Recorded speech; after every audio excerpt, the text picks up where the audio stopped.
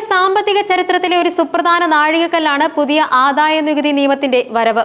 രാഷ്ട്രപതി ദ്രൗപദി മുർമു അംഗീകാരം നൽകിയ ഈ പുതിയ നിയമം പതിറ്റാണ്ടുകളായി പിന്തുടർന്നു പോന്ന 1961 ആദായ നികുതി നിയമത്തിന് പകരമായി നിലവിൽ വരുന്നു.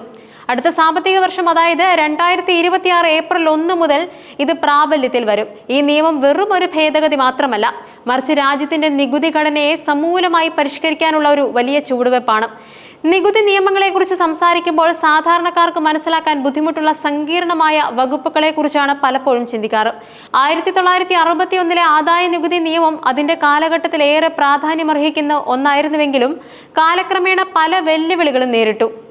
819 വകുപ്പുകളും 47 അധ്യായങ്ങളും 5.12 ലക്ഷത്തിലധികം വാക്കുകളുമുള്ള ഈ നിയമം ഒരു സാധാരണക്കാരനെ സംബന്ധിച്ചിടത്തോളം മനസ്സിലാക്കാൻ വളരെ ബുദ്ധിമുട്ടായിരുന്നു. ഓരോ വർഷവും ബജറ്റ് വരുമ്പോൾ നിയമത്തിൽ മാറ്റങ്ങൾ വരുത്തുകയും പുതിയ ഉപവകുപ്പുകൾ ചേർക്കുകയും ചെയ്തതോടെ ഇത് കൂടുതൽ കുഴഞ്ഞു മറിഞ്ഞ ഒരു ഘടനയായി മാറി.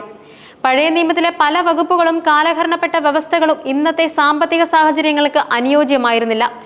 ഡിജിറ്റൽ യുഗത്തിലെ സാമ്പത്തിക ഇടപാടുകളും ഓൺലൈൻ ബിസിനസ്സുകളും ഉൾക്കൊള്ളാൻ ഈ നിയമത്തിന് പരിമിതികൾ ഉണ്ടായിരുന്നു. നിയമത്തിലെ ഭാഷാ പ്രയോഗങ്ങൾ പലപ്പോഴും അവ്യക്തമായിരുന്നു. ഇത് നികുതിദായകർക്കും ഉദ്യോഗസ്ഥർക്കും ഒരുപോലെ ആശയക്കുഴപ്പങ്ങൾ സൃഷ്ടിച്ചു. നികുതി സംബന്ധമായ തർക്കങ്ങൾ വർദ്ധിക്കുന്നതിനും നിയമപരമായ പോരാട്ടങ്ങൾ നീണ്ടുപോകുന്നതിനും ഇതൊരു കാരണമായി. ഈ പ്രശ്നങ്ങൾക്ക് ഒരു ശാശ്വത പരിഹാരം കാണേണ്ടത് അനിവാര്യമായിരുന്നു. നികുതി വ്യവസ്ഥയെ ലളിതവും സുതാര്യവും കാര്യക്ഷമവുമാക്കുക എന്ന ലക്ഷ്യത്തോടെയാണ് പുതിയ നിയമത്തിന് രൂപം നൽകിയത്. പുതിയ ആദായ നികുതി നിയമം പഴയ നിയമത്തിലെ സങ്കീർണതകളെ പൂർണ്ണമായും ഇല്ലാതാക്കി ഒരു പുതിയ ദിശാബോധം നൽകുന്നുണ്ട്. പാർലമെന്റ് ഓഗസ്റ്റ് 12 പാസാക്കിയ ഈ ബില്ലിന് രാഷ്ട്രപതിയുടെ അംഗീകാരം ലഭിച്ചതോടെ ഇന്ത്യയുടെ നികുതി പരിഷ്കരണ ചരിത്രത്തിൽ ഒരു പുതിയ അധ്യായം കുറിക്കപ്പെട്ടു. ഏറ്റവും വലിയ മാറ്റം നിയമത്തിന്റെ ഘടനയിലുണ്ടായ മാറ്റമാണ്. 819 വകുപ്പുകളിൽ 536 കുറഞ്ഞു. അധ്യായങ്ങളുടെ എണ്ണം 47 നിന്നും 23 ചുരുങ്ങി. ഈ മാറ്റം നിയമത്തെ കൂടുതൽ യുക്തിസഹവും എളുപ്പത്തിൽ മനസ്സിലാക്കാൻ സാധിക്കുന്നതുമാക്കി. അതോടൊപ്പം നിയമത്തിലെ വാക്കുകളുടെ എണ്ണം 5.12 ലക്ഷത്തിൽ നിന്നും 2.6 ലക്ഷമായി കുറഞ്ഞു. അനാവശ്യമായ വാക്കുകളും സങ്കീർണമായ വാക്യഘടനയും ഒഴിവാക്കിയത് നിയമത്തിന്റെ ഉള്ളടക്കം കൂടുതൽ വ്യക്തമാക്കി. പഴയ നിയമത്തിലെ അവ്യക്തമായ ഭാഷയ്ക്ക് പകരം പുതിയ നിയമം വ്യക്തമായ ഭാഷാ പ്രയോഗങ്ങൾക്ക് ഊന്നൽ നൽകുന്നുണ്ട്.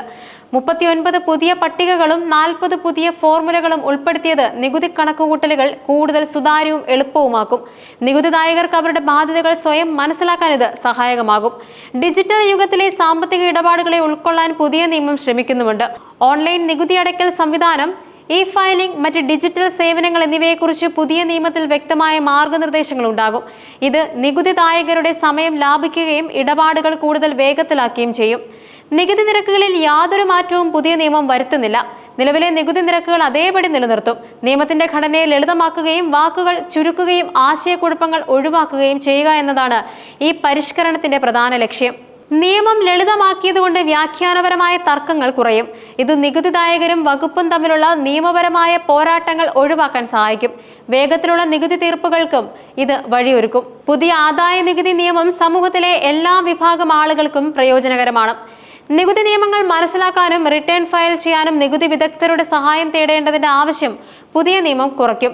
ഇത് അവർക്ക് പണവും സമയവും ലാഭിക്കാൻ സഹായിക്കും. അതോടൊപ്പം നിയമത്തിലെ വ്യക്തത ബിസിനസ് സ്ഥാപനങ്ങൾക്ക് കൂടുതൽ സുതാര്യത നൽകും.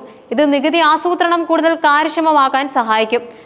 നിയമം ലളിതമാക്കിയതിനാൽ നികുതി ഉദ്യോഗസ്ഥർക്ക് നിയമങ്ങൾ മനസ്സിലാക്കാനും നടപ്പാക്കാനും എളുപ്പമാകും. ഇത് പ്രവർത്തനങ്ങൾ കൂടുതൽ വേഗത്തിലുമാക്കും. നികുതി നിയമങ്ങളിലെ ഈ പരിഷ്കരണം ഇന്ത്യയുടെ സാമ്പത്തിക മേഖലയ്ക്ക് ഒരു പുത്തൻ ഉണർവ് നൽകുമെന്നാണ് പ്രതീക്ഷിക്കുന്നത്.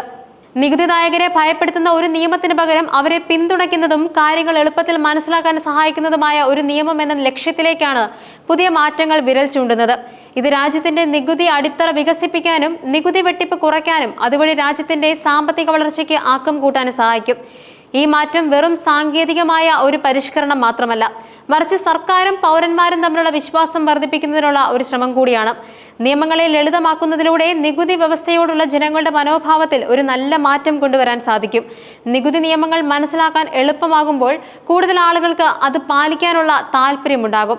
ഇത് ഇന്ത്യയുടെ സാമ്പത്തിക ഭാവിയെ കൂടുതൽ ശോഭനമാക്കും. പുതിയ നിയമം പ്രാബല്യത്തിൽ വരുമ്പോൾ അതിന്റെ പൂർണ്ണമായ ഫലം നമുക്ക് മനസ്സിലാക്കാൻ സാധിക്കും. എങ്കിലും ഈ മാറ്റങ്ങൾ ഇന്ത്യയുടെ നികുതി സമ്പ്രദായത്തെ ആധുനികവും കാര്യക്ഷമവും ജനസൗഹൃദവുമാക്കുന്നതിനുള്ള ഒരു നിർണായക ചുവടുവെപ്പാണെന്നതിൽ സംശയമില്ല.